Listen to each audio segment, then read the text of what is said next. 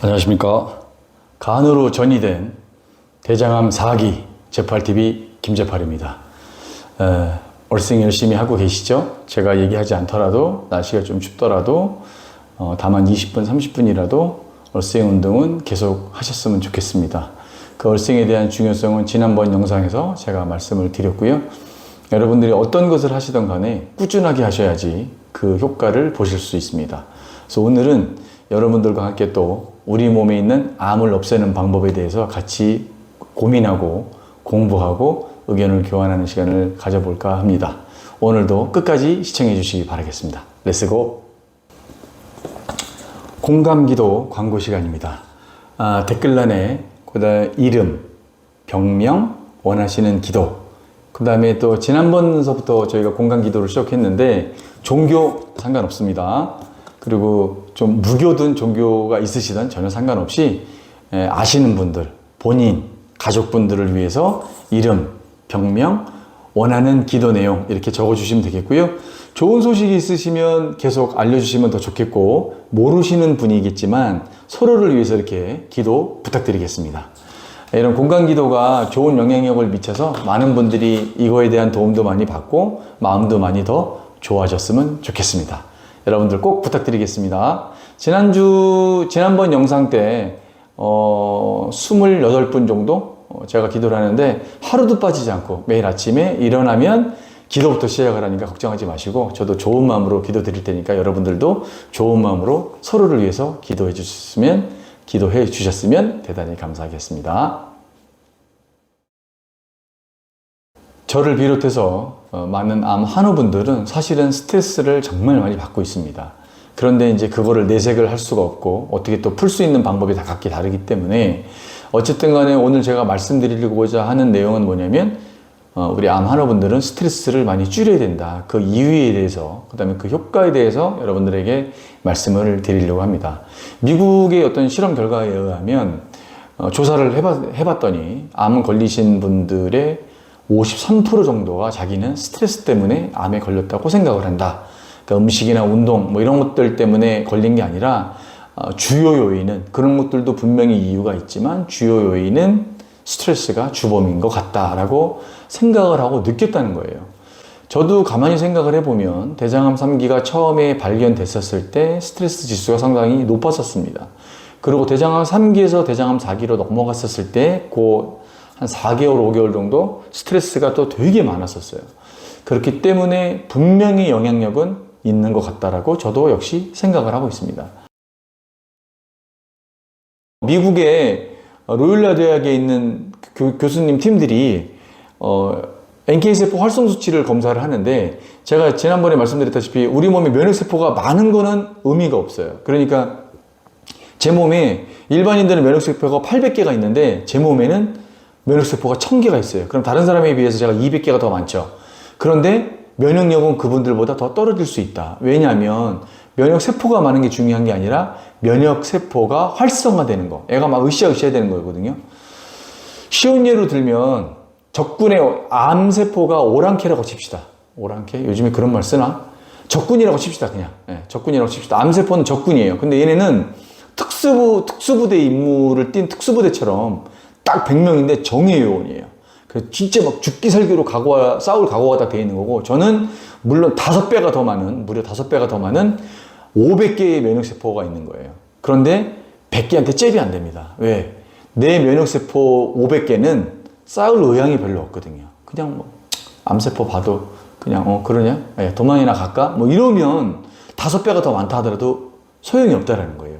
그런데 이 로율라 대학에 있는 이 교수팀에서 연구한 게 뭐냐면, 명상을 한 다음에 이 면역세포의 움직임을 봤더니 무려 몇 배가 더 많아졌냐면 거의 2배 가까이 더 많아진 거예요. 그러니까 면역세포가 맨 처음엔 암세포를 6개 정도, 평균 6개 정도 죽였었는데 명상하고 나서 면역세포의 활성도를 봤더니 10개까지 죽이더라. 이 얘기가 뭐냐면 우리가 명상하는 것만으로도 면역세포한테 좋은 힘을 줄 수가 있다. 이렇게 보시면 되겠습니다. 무슨 말씀인지 아시겠죠? 저는 여러분들이 대부분 아시다시피 원래 대장암 3기로 시작을 해서 간으로 전이가 되었고, 그 다음에 지금 대장암 4기가 되어 있는 상태입니다. 대장암 3기가 되기까지는 뭐 그동안에 일반적으로 뭐 술 이런 거 다 했었고요. 그 다음에 또 스트레스도 많이 받고 이런 것들이 중요한 요인이 되지 않았나 이렇게 생각을 하고 있고, 대장암 3기가 되고 나서도 수술 잘 받고 항암도 다 잘 받았고요. 항암을 마치고 난 다음에 몸이 조금 괜찮아지는 것 같으니까 좀 방심을 하게 됐고, 그래서 음식이라든지 운동이라든지 이런 것들을 꾸준하게 하지 못했었어요. 그리고 나서 간으로 전이가 된 다음에 아, 이렇게 하면 정말 안 되겠구나, 큰일 나겠구나 싶어서 그때부터 정신을 차리고 모든 식단을 바꾸고 간헐적 단식을 하고 명상도 하고 그 다음에 얼싱도 열심히 하면서 지금까지 와 있는 상태고요. 지금까지 오기 전까지 간으로 전이된 암이 크기가 약 3분의 2 정도로 줄었습니다. 처음에는 3.0, 3.4인가 그랬었는데 뭐 1.8, 2.4 이렇게 해서 3분의 2 정도 크기로 줄어있는 상태이기 때문에 다음 CT 결과를 또 찍어봐야 알겠지만 지금 요 컨디션을 잘 유지를 하려고 하루도 빠짐없이 열심히 노력하고 운동하고 명상하고 지켜나가고 있습니다. 우리가 기본적으로 제가 여러분들한테 항상 말씀드리는 이유가 보통 이제 이런 것들입니다. 우리 이제 병원에 가서 치료나 수술을 받고 계속 또 검진 결과 나오게 되면 그거에 대해서 항암을 또 받게 되고 수술도 또 계속 받거나 아니면 항암을 또 약을 바꾸거나 하는 것들을 계속 반복해 왔었어요. 근데 제가 지금 계속 말씀드리는 이유는 이 두 번째 겁니다. 병원 치료도 받으려면 받아야죠. 필요하면 본인의 판단에 의해서. 예를 들어서 제가 아무리 독성 항암은 좋지 않습니다. 저는 독성 항암을 안 받는다고 이미 공표를 했고 케모포트도 다 떼어냈어요. 지금 받고 있는 거는 이제 면역 항암을 받고 있고, 그래서 독성 항암을 안 받기로 했기 때문에 그거에 상응하는 다른 노력을 열심히 해야 된다고 생각을 하고 있고, 그래서 그것 때문에 음식이라든지 명상이라든지 얼싱이라든지 기타 계속해서 공부를 해서 스스로 체력이나 어떤 이런 환경적인 조건들을 업그레이드 계속 시키고 있는 거거든요. 그러니까 여러분들이 병원 치료를 받냐 안 받냐는 전문가랑 상담해서 가족분하고 상담해서 잘 아시는 분들과 상담을 해서 결정을 하시되, 그거를 하신다 하더라도 여러분들이 집에서 해야 되는 일상적으로 해야 되는 노력은 반드시 있어야 하고, 그 다음에 그 노력과 더불어서 여러분들이 계속 공부를 하고 고민을 하면서 스스로 환경을 바꿔주셔야 돼요. 여러분들이 예를 들어서 병원에서 계속 다니시거나 아니면 계속 항암치료를 받게 되시면 몸이 견뎌내지를 못해요. 부작용이 점점 심해지고 체력이 점점 고갈이 됩니다. 그분들은 쉽게 얘기해요. 나중에 다시 돌아옵니다. 물론 돌아오시는 분들도 있어요. 근데 여러분들이 여기서 착각하시면 절대 안 되는 게, 돌아오시는 분들이나 병원에서 완치 판정을 받으신 분들은 다른 노력을 분명히 많이 하셨을 거예요. 그냥 병원에 100% 다른 노력을 하지 않고 병원에서만 항암 치료를 받고 수술만 받았기 때문에 100% 낫다, 이런 분들도 있겠지만 제 생각에는 아주 적은 부분일 거라고 생각을 하고 있고요. 병원을 다니시면서 나으시거나 병원을 다니지도 않으셨는데 나으신 분들, 병원에 다녀서 수술만 했는데 항암을 안 받고 나으신 분들, 수술은 안 받고 항암만 조금 받으시고 자연치유로 다 나으신 분들도 있습니다. 그분들은 낫냐 안 낫냐, 그분들이 낫냐 안 낫냐를 보시면 안 되고 그분들이 어떤 노력을 하셨는지를 보셔야 됩니다. 그게 여러분들의 키포인트예요. 저 사람은 낫대, 저 사람도 나랑 똑같은 대장암 환자였는데 낫대, 저 사람은 유방암이었대, 저 사람은 위암이었대, 저 사람은 췌장염이었대, 그런데 낫대, 이렇게만 보시면 안 되는 거죠. 어떻게 낫냐 이거죠. 그 사람은 어떤 운동을 했고 무엇을 먹었으며 아침에 일어나서부터 저녁 때까지 어떤 플로우를 갖다가 그 사람은 지켜나가면서 해놨냐 이거죠. 근데 뭐 거기서 배울 게 없다 그러면 일단 제껴놓으시고, 배울 게 있다고 하면 그 부분을 정확하게 들여다보셔야 된다 이겁니다. 이게 평상시 때 제가 집에서 즐겨 입는 복장입니다. 냉장고 바지 항상 이렇게 복대에 차고 있고요. 그 다음에 이렇게 수면 양말이라고 해서 약간 두꺼운 거 있잖아요. 털 복실복실 되어 있는 거, 이거를 평상시 때 이렇게 입고 지냅니다. 지금 사이판 현지 날씨가 몇 도냐면 32도예요. 32도는 되게 더운데, 그래서 아침에 항상 일어나면 저는 뭐 아침이든 밤이든 항상 이렇게 바람은 통과할 수 있게끔, 왜냐면 여기가 습도가 상당히 높기 때문에 환기 같은 거 되게 신경을 좀 많이 쓰는 편이고, 이렇게 하면 되게 덥고 하루 종일 에어컨을 틀 것 같지만 에어컨을 거의 안 틀어요. 에어컨을 거의 안 틀고 선풍기는 틀고요. 그 다음에 이제 되도록이면 어쨌든 간에 얼수행하러 나가니까 그때 이제 바람 쐬는 거로 만족을 하고 있고, 자꾸 이런 생활을 하다 보니까 체온은 많이 내려가지 않으면서, 많이 올라가거나 많이 내려가지 않으면서 좀 안정돼 있는 그런 수준을 잘 맞춰 나가고 있는 것 같아요. 제가 평상시 때 하는 스트레칭법을 소개를 해드리려고 하는데요.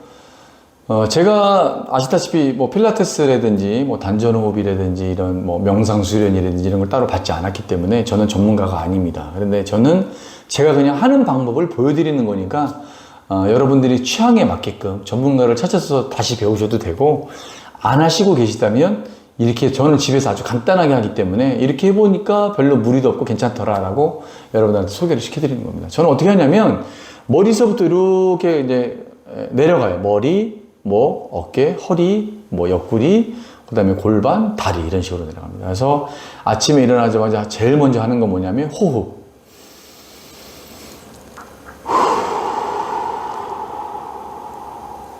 들여 마시는 것보다 내뱉는 게 항상 더 많이 내뱉어야 됩니다. 들여 마시는 게 5라 그러면 내뱉는 건 8 이상 될 수 있도록 항상 더 많이 내뱉어야 됩니다. 이 자세는 뭐냐면 옛날에 어떤 척추 박사님인가 그분이 이 자세가 상당히 좋대요. 이 척추를 꼿꼿하게 해주고 펴주는데 상당히 좋대요. 몸 결리는 것 갖다가 이렇게 이완시켜주는데 상당히 좋다고 합니다. 그래서 호흡할 때 저는 이렇게 하거든요. 그래서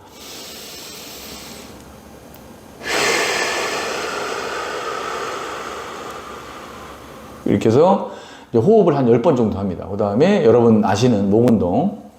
하나, 둘, 셋, 넷, 다.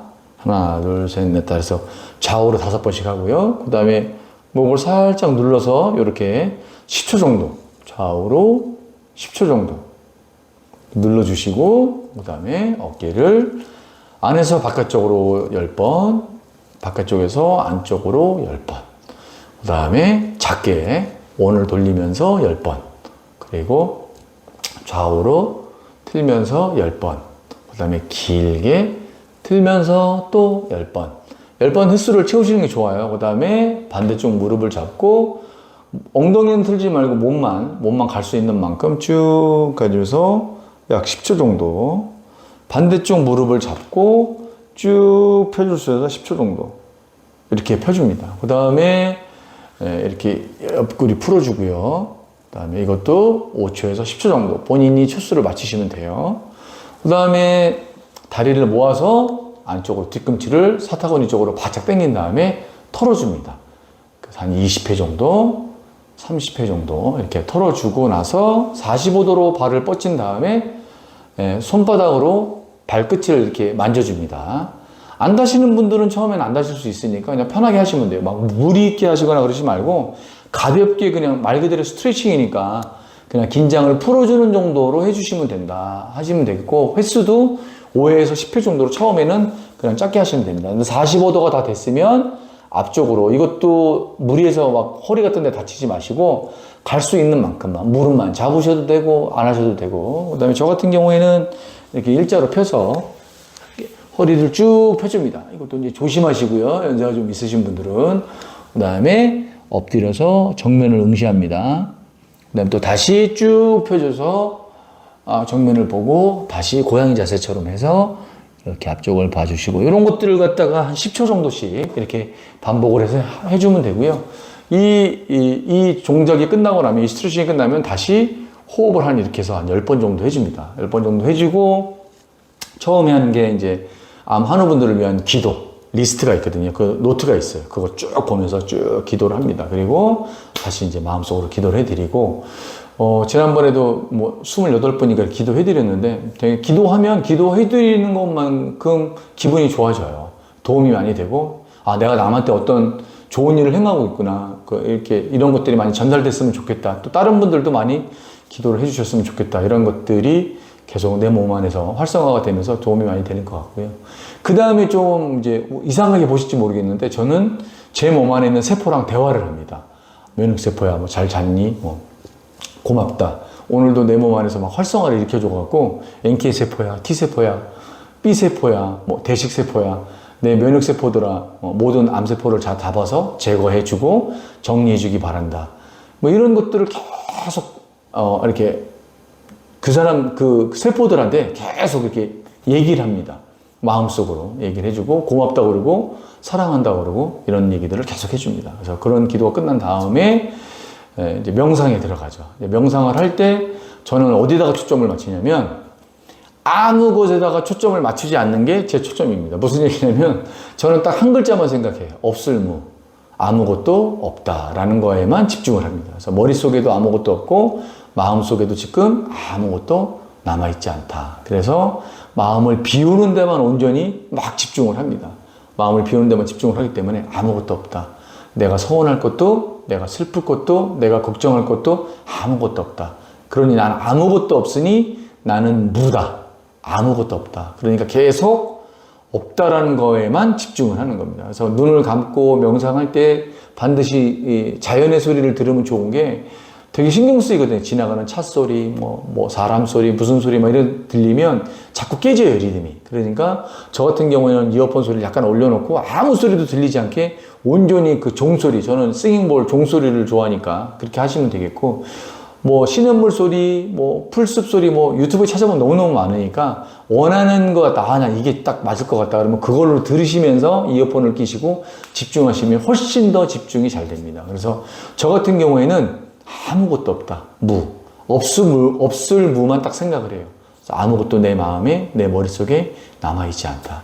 온전히 그거에만 집중을 하자. 이렇게 계속 안에서 계속 되뇌입니다. 없을무, 아무것도 남아있지 않다. 나는 아무것도 아니다. 그리고 쭉 얘기를 하다 보면 자꾸 또 다른 생각이 들거든요. 또 지워버리고. 뭐 이런 식으로 해서 명상을 합니다. 처음에는 제가 10분을 못했어요. 너무 힘들어서. 그런데 자꾸 하다 보니 지금은 기본 40분을 합니다. 딱 앉아서 40분 정도는 하는 것 같아요. 막 뭔가가 막 떠오르거나 이러면 40분이 넘는 경우도 있는데 평균적으로 봤었을 때 40분 정도는 하는 것 같아요. 저는 시간을 타이머를 맞춰놓지 않고 하고 있거든요. 예, 근데 지금 시간을 이렇게 딱 보면, 지나간 시간을 보면 약 40분 정도가 평균이 제일 많더라고요. 그 다음에 다 끝나고 나면 바로 벌떡 일어나지 마시고, 그러면 활성산소가 또 생겨요, 우리 몸에. 활성산소 안 좋다고 그랬죠? 그래서 좀 앉은 상태에서 편안하게 이렇게 다리를 그냥 가볍게 털어주세요.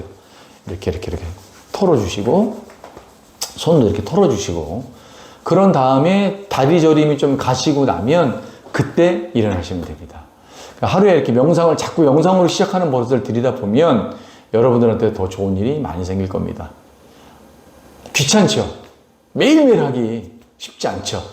해보시면 어느 순간만 딱 넘어가면 참 좋습니다. 오늘부터 꼭 해보시기를. 이거는 뭐 아무 데서나 할 수 있잖아요. 침대 위에서 해도 되고 아무 바닥에서나 해도 되고 편하신 데서, 저는 뭐 바닷가 나가서도 하니까 편하신 데서 꼭 명상을 하셨으면 좋겠습니다.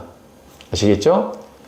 오늘 영상도 여러분들에게 조금이나마 도움이 됐으면 좋겠습니다. 제가 늘 여러분들께 드리고 싶은 말씀은 저와 함께 제가 하고 있는 이 방법들을 같이 조금씩 매일 규칙적으로 하루도 빠짐없이 지켜나가다 보면 여러분들도 저도 정상적인 몸, 암이 견딜 수 없는 환경, 그런 몸을 우리는 만들 수 있다고 생각을 합니다.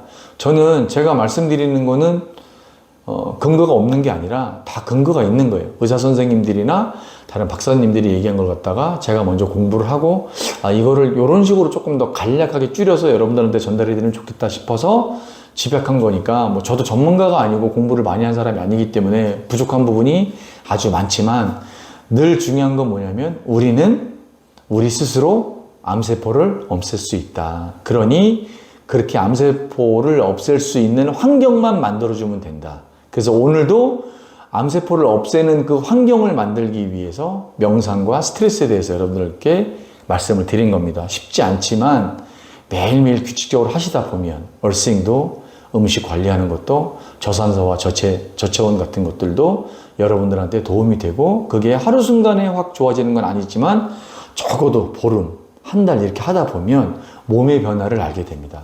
만약에 여러분들이 얼싱을 계속 했는데 몸의 변화가 만약에 없다면 접지가 안 되는 곳이나 여러분들이 꾸준하게 하지 않은 겁니다.